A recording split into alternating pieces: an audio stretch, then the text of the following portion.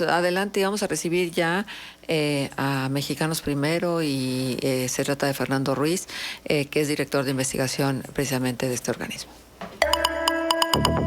La voz de los protagonistas. Contacto telefónico. Agradecemos mucho la presencia de Mexicanos Primero en este espacio de contexto, la presencia de Fernando Ruiz y la necesidad de platicar sobre esta investigación que se ha hecho sobre los efectos de la pandemia desde el punto de vista socioemocional y enfocado especialmente a niños de nivel primaria y a preadolescentes de secundaria. Muchísimas gracias, Fernando, por estar con nosotros. Saludamos a Arturo González, Manuel Cerrato y Marcela Pámanes. Hola, ¿qué tal? ¿Cómo están? Muy buenos días y gracias por la invitación. Pues deseosos de ir a profundidad del tema. ¿Cuáles fueron los hallazgos principales de esta investigación y desde la perspectiva de poder implementar algunas medidas, qué se pudiera hacer entonces con esta información que es tan valiosa? Sí, muchas gracias. Sí, hicimos una investigación en este primer trimestre del año. Fuimos directamente a los hogares de más de 2,000 familias y les preguntamos directamente en la puerta de su casa un cuestionario, y también hicimos una evaluación sobre los conocimientos que los niños de 10 a 15 años que habitaban esos hogares tenían sobre aprendizajes esenciales en lectura y matemáticas. Este estudio es muy relevante, lo denominamos Equidad y Regreso, porque es el primer estudio que se ha hecho directamente en la casa de las personas, y entonces nos arrojaron algunos resultados que nos reflejaron no solamente el nivel de aprendizajes que habían alcanzado estos chicos todos ellos están estudiando en clases a distancia, sino también de las condiciones en las que se encuentran. Y un elemento que nos interesaba conocer, porque teníamos ya la información preocupante respecto a las condiciones socioemocionales en las que se encontraban los jóvenes y los niños. Les preguntamos les hicimos algunas preguntas sobre cómo estaban ellos emocionalmente. Los resultados, pues sí, evidentemente sí nos están reflejando que están en una situación bastante complicada. Sobre todo, obviamente no todos los niños de estas edades están padeciendo los mismos problemas, pero sí encontramos una diferencia muy importante, sobre todo en las niñas, en los niños de 10 años y también en aquellos que han tenido problemas académicos. 23% de las niñas tuvieron indicios de depresión, contra el 16% de los niños.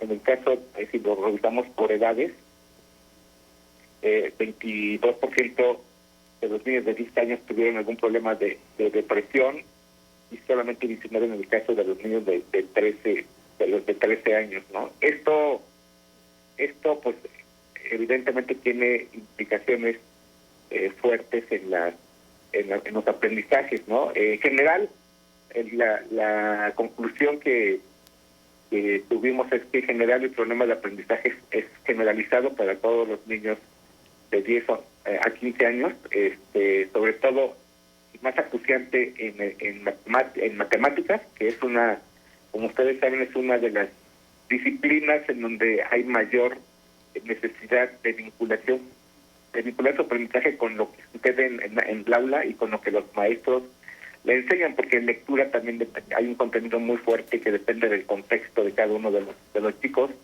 y entonces el reflejo de cómo salieron estos jóvenes y estos niños en matemáticas pues nos dan un poco la idea. Por ejemplo, sí encontramos diferencias muy notables, por ejemplo, en aquellos chicos que vieron violencia en sus hogares, sí se refleja en los aprendizajes, es decir, en aquellos niños y jóvenes que tuvieron un incremento en la violencia o en las peleas que tuvieron en sus hogares, se refleja que hay un aprendizaje menos en lectura y en matemáticas. Y también identificamos que aquellos que tuvieron o manifestaron tener miedo, es uno de los elementos que nos permiten identificar su condición socioemocional. También mostraron consistentemente un decrecimiento en su concentración para estudiar y evidentemente los aprendizajes que lograron, de acuerdo a que así nos contestaron que tuvieron mucho miedo hasta que nunca tuvieron miedo, ¿no? Entonces esto nos habla de esta situación que están viviendo los hogares y que tiene afectaciones en los niños. Sí, exactamente. Fernando, buenos días. Saluda a Manuel Cerrato. Ese dato me pareció bastante relevante, bueno, en general el estudio, pero esto de que el 45% o en el 45% de los hogares donde hay más violencia, el estudiante no pudo comprender un texto de tercero de primaria, mientras que en el porcentaje para los hogares con menos violencia fue de 40%. Se preveía, un aspecto complicado en términos de los incrementos de depresión, de ansiedad, también en los alumnos. Yo te preguntaría, ¿consideran desde Mexicanos Primero que los docentes fueron bien capacitados en aras de atender estas deficiencias en los aprendizajes producto del estado psicoemocional de los niños? Es decir, ¿los maestros saben cómo detectar y atender estos problemas? Mira, en general no. Hemos platicado con muchos. No hemos hecho todavía un estudio para detectarlo, pero por ejemplo, el estudio que hizo, muy interesante, que hizo Mejor Edu el año pasado, que levantaron información a mediados del año, sí reflejó eso, que los maestros decían que una de las áreas en donde necesitaban con urgencia cursos para complementar su formación eran la atención de los problemas emocionales de los niños. Hay que recordar que las habilidades socioemocionales ya están incorporadas en el currículum oficial desde 2011. En ese programa hay establecido ya esta dimensión, pero evidentemente es una necesidad que escapa como a la lógica tradicional de las materias que enseñan los maestros, porque es una disciplina, es un área de estudio que requiere otro tipo de dinámicas para poder alcanzar los objetivos de formar y atender este tipo de situaciones en los jóvenes. Es un problema bastante complicado y complejo. Incluso se tuvo que crear en administraciones pasadas, no por las razones que las que tenemos ahorita, sino porque ustedes recordarán que allá en el sexenio de Felipe Calderón y de Enrique Peña Nieto, la violencia se había incrementado, la violencia en las calles, claro, sobre todo. Sí. Que creó el Programa Nacional de Convivencia Escolar, que tenía uno de sus contenidos, o la dinámica que tenía este programa, que fue implementado, y que de hecho todavía se implementó el año pasado en más de 100,000 escuelas, eran habilidades socioemocionales.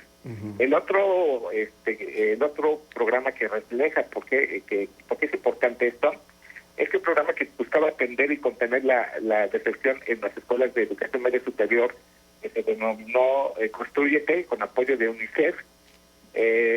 Básicamente el contenido de estos programas eran de construcción de habilidades socioemocionales, ¿no? Esto te habla un poco de que sí, en efecto, los maestros no estaban preparados, no siguen sin estar preparados, porque así lo han comentado, y entonces pues, la autoridad estuvo construyendo estos esquemas de reforzamiento en las escuelas, que desgraciadamente en el caso del Programa Nacional de Convivencia Escolar pues lo desaparecieron, y en de escuelas de Constrúyete para media superior este año parece que va a finalizar. Fernando Ruiz, te saludo con gusto. Arturo González, buenos días. Hola, Arturo. Fernando, sé que el trabajo, el estudio que elaboraron tiene que ver con los efectos de la pandemia.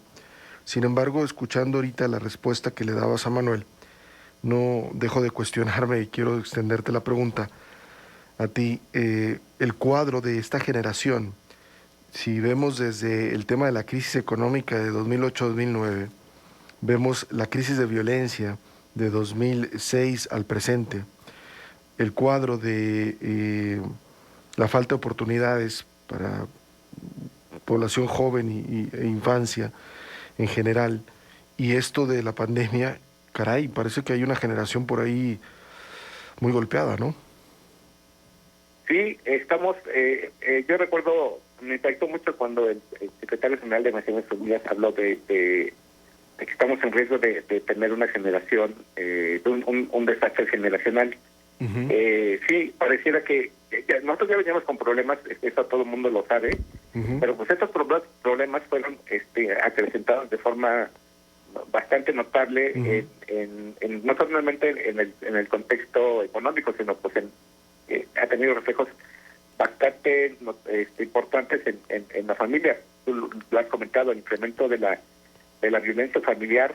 Lo registraron hace recientemente la Secretaría de Gobernación presentó un informe donde decía que para el primer semestre de 2021 se había incrementado el 24% los casos de violencia familiar, ¿no? Eso está diciendo de cómo está eclosionando estos problemas que se están presentando Ujú. y que nos están diciendo que sí tenemos que hacer un alto para tratar de construir nuevas formas de atender esta situación.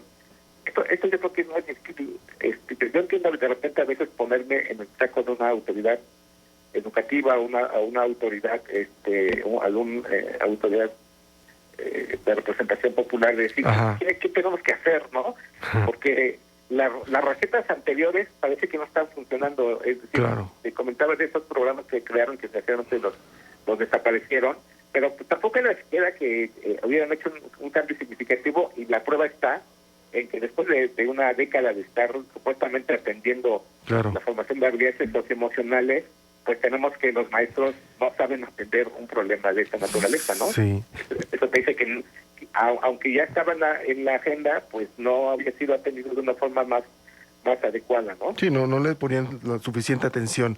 Ahora, nos quedan 2 minutos, Fernando, pero quiero preguntarte rápidamente, ¿dónde está el Estado en todo esto? Más allá de autoridades en particular, porque luego pensamos que esto es algo que tendrían que resolver las familias por sí mismas y pues está ahí la radiografía. Sin embargo, ¿dónde está el Estado? ¿Está el Estado atendiendo esto? ¿De qué forma las familias perciben? ¿Se sienten solas? ¿Se sienten acompañadas?